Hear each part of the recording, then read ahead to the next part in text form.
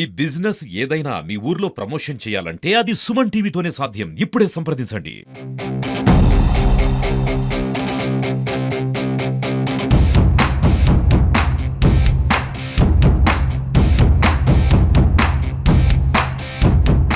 So ప్రస్తుతం మనతో పాటు మంత్రి నారాయణ ఉన్నారు. ఆయనతో మాట్లాడదాం. సార్ నమస్తే. మహానాడు ఎలా ఉంది? సక్సెస్ అయింది అనుకోవచ్చు? చాలా సక్సెస్ఫుల్ అండి. ఊహించిన దానికంటే ఎన్నో రెట్లు. ఎందుకంటే ఎంతో కార్యకర్తలు ఎంతో ఉద్దేశంగా మేము ఊహించిన దానికంటే ఎంతో ఎక్కువ మంది వచ్చారు యాక్చువల్గాను. వాళ్ళ ఆనందానికి హద్దులు. దానికి కారణం ఏంటంటే గత 5 సంవత్సరాల్లో వాళ్ళు చూసిన అరాచక పాలన, ఈ ఒక్క సంవత్సరంలో ప్రభుత్వం చేసిన అనేక సంస్కరణలు, సంక్షేమ పథకాలు, డెవలప్మెంట్స్. ఖజానా లేకపోయినా 10 లక్షల కోట్లు అప్పుతో ఉన్న ముఖ్యమంత్రి గారికి ఉన్న అపార అనుభవంతో యాక్చువల్గా ఆయన తీసుకొచ్చారు. అందువల్ల ఈరోజు కార్యకర్తలు ఎంతో జోష్ ఉంది, ఎంతో ఆనందంగా ఉన్నారు. తీర్మానాల్లో అమరావతి గురించి ప్రత్యేకంగా కొన్ని తీర్మానాలు చేసే అవకాశం ఏమైనా ఉంది? తీర్మానాలు యాక్చువల్ కొన్ని ప్లాన్ చేశారండి.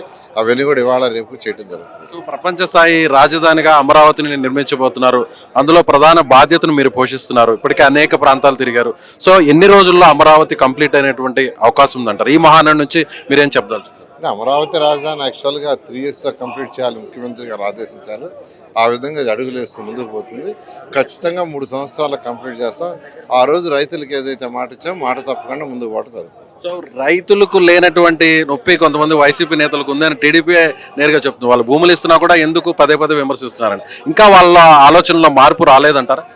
అంటే యాక్చువల్గా ముఖ్యమంత్రి గారు ఈరోజు ఆలోచించేది ఒక అడ్మినిస్ట్రేటివ్ సిటీస్ కాదండి. అక్కడ ఒక ఎకనామిక్ గ్రోత్ రావాలి, ఎంతోమందికి ఉద్యోగాలు రావాలి. హైదరాబాద్ ఏ విధంగా డెవలప్ అయిందో, ఆ బెంగళూరు ఏ విధంగా డెవలప్ అయిందో, బాంబే ఎలా డెవలప్ అయిందో, మన రాష్ట్రానికి ఒక రాజధాని డెవలప్ అయ్యి అక్కడి నుంచి ఆర్థికంగా ఈ రాష్ట్రం బాగా డెవలప్ కావడానికి అనేక సంస్కరణలు జరుగుతాయి. ఈరోజు హైదరాబాద్ తీసుకుంటే తెలంగాణ మొత్తానికి 75% ఆదాయం అన్ని వస్తుంది. అది అన్ని జిల్లాలకు పంచుతున్నారు.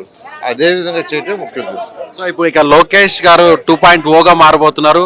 పార్టీకి సంబంధించిన వర్కింగ్ ప్రెసిడెంట్ కాబోతున్నారు అనేటువంటి చర్చ నడుస్తుంది. సో మీరేమంటారు? Let us wait. Thank you sir. Thank you. So ఇది మంత్రి నారాయణ గారు చెప్తున్నాడుగా, ఖచ్చితంగా అమరావతి రాజధాని నిర్మాణాన్ని సాధ్యమైన త్వరలో పూర్తి చేస్తాం.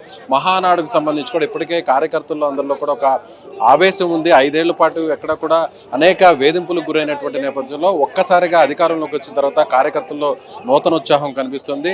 పెద్ద సంఖ్యలో భారీ సంఖ్యలో మహానాడుకు చేరుకుంటారు. ఒక రకంగా మహానాడు పూర్తి స్థాయిలో సక్సెస్ అయిందని మంత్రి నారాయణ చెప్తున్నారు. కెమెరామెన్ మహేష్, విజయ్, సుమన్ టీవీ, కడప నుంచి.